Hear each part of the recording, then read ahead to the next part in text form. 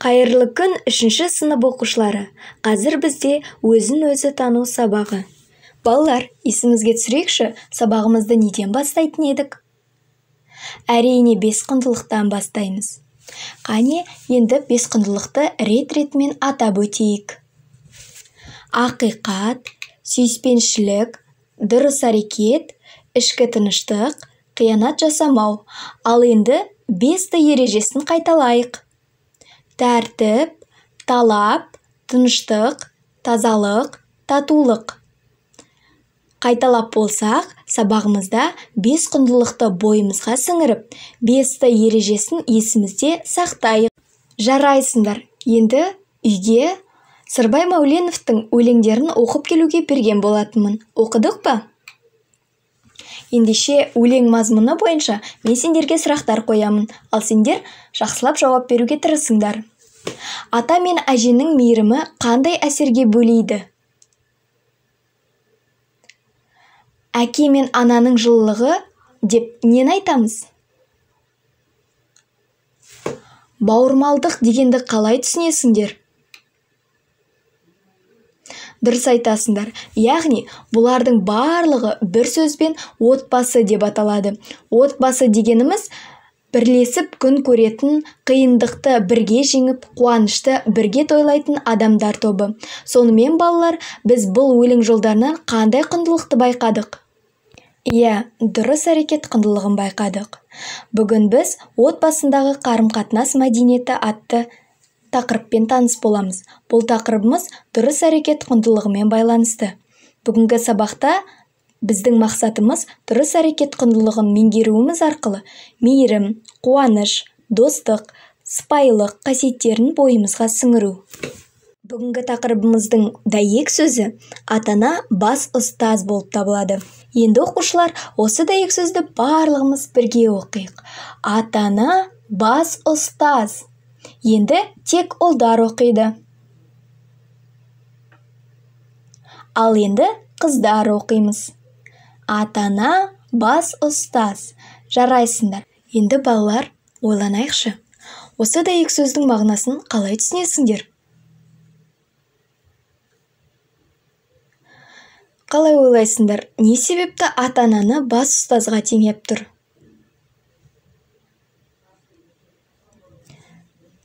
Сендер мектеп табалдырығын аттаған соң, ата-аналарың сендерге ұстаз болуды тоқтатады ма? Қалай ойлайсыңдар? Дұрыс айтасыңдар. Әркімнің туған анасы, туған әкесі бар. Сенің әкең де сенің атаң мен әжеңнің баласы. Сенің анаң да нағашы атаң мен нағашы әжеңнен туған. Әрбір ана мен әке өз балам адам боп, азамат боп, ер жетсе екен деп тілейді. Аялап өсіреді, бағып қағады. Ата-ананың балаға деген мейірімде, қамқорлығында, оның келешегінен күткен зор үмітінде ешқандай шек жоқ. Әкең мен шешең саған жер бетіндегі теңдесі жоқ қымбат тарту өмірді ғана сыйлаған жоқ, бақытты сыйлады. Бақытты бал дәурен, балалық, қайғысыз, қамсыз жастық шақ, алаңсыз оқып, еңбек машығын алуыңа қолайлы жағдай жасап отыратын осы ата-анаң. Жақсы. Енді балалар, жұмыс дәптерімізді ашамыз. Бүгінгі күн мен тақырыпты жазып, содан соң дәйек сөзімізді дәптерімізге көшіріп алайық. Бүгінгі сабаққа мен сендерге сый алып келдім.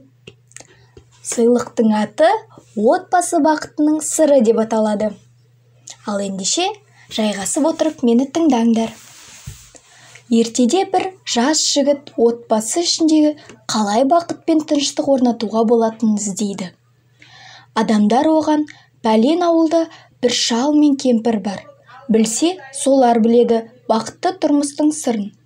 Өйткені олардың ұрысқанын, бір-біріне дауыс көтергенін әлі ешкім көрген емес, дейді. Жас жігіт әлгі айтылған үйге барып, амандасып, хал жағдай сұрасқаннан кейін үй иесіне келген себебін айтады. Қарт кісі дастархан басына қонақты жайғастырып отырғызады. Кемпірі дастарханға бір қауын әкеледі. Қарт кісі қауынға бір қарайды да кемпіріне: «Бұл қауын онша піспегенге ұқсайды, ауыстырып әкелесің бе?» дейді. Әйелі жарайды деп қауынды кері әкетіп, тағы бір қауын әкеледі.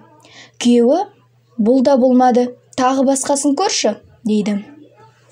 Әйелі жарайды деп тағы алып кетеді.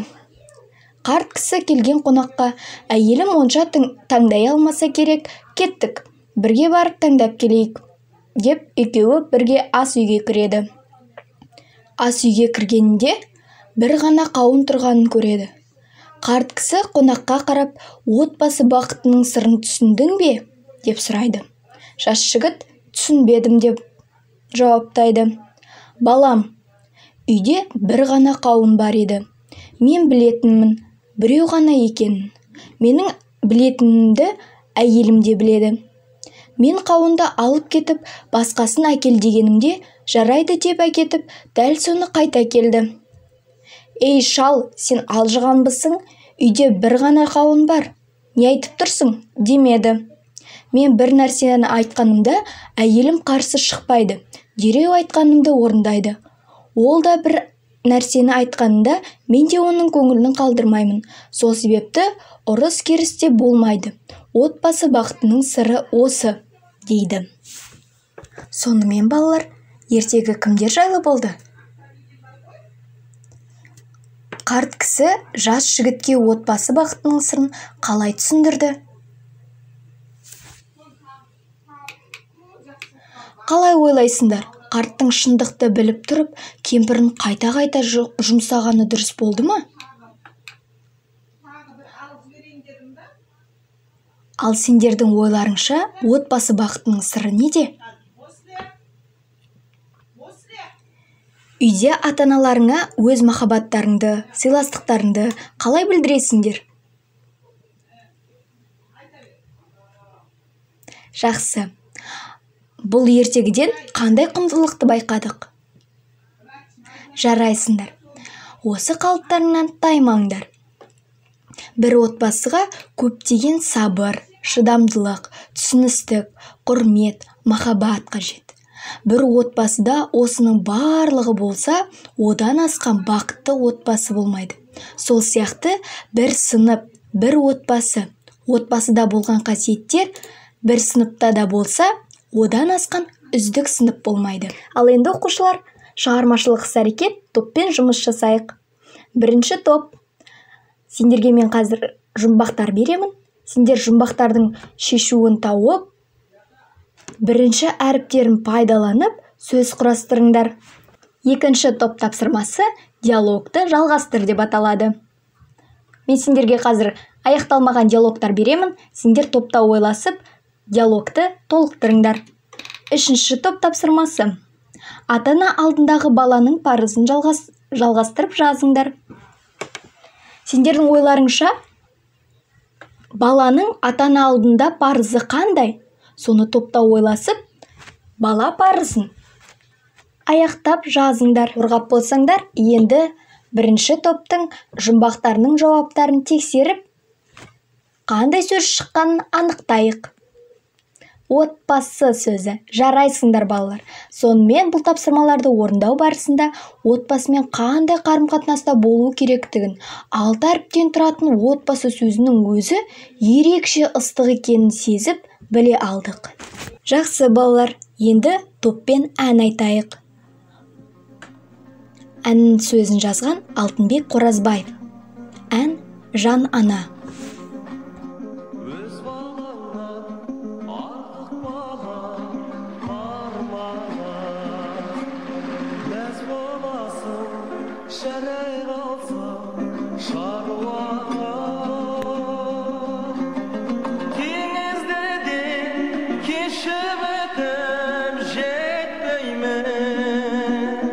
Жан ботасын сағынғанда ару ғана, теңізді де кешіп өтіп жетпеймін.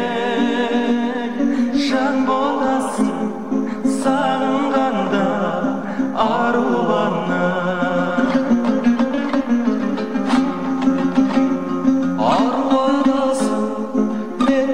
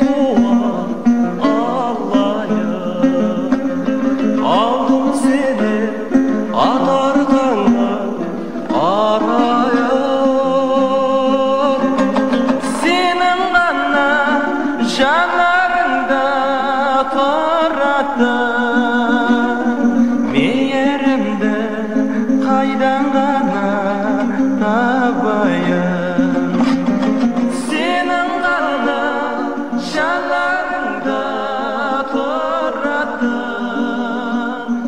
мейірімді қайдан ғана табайын.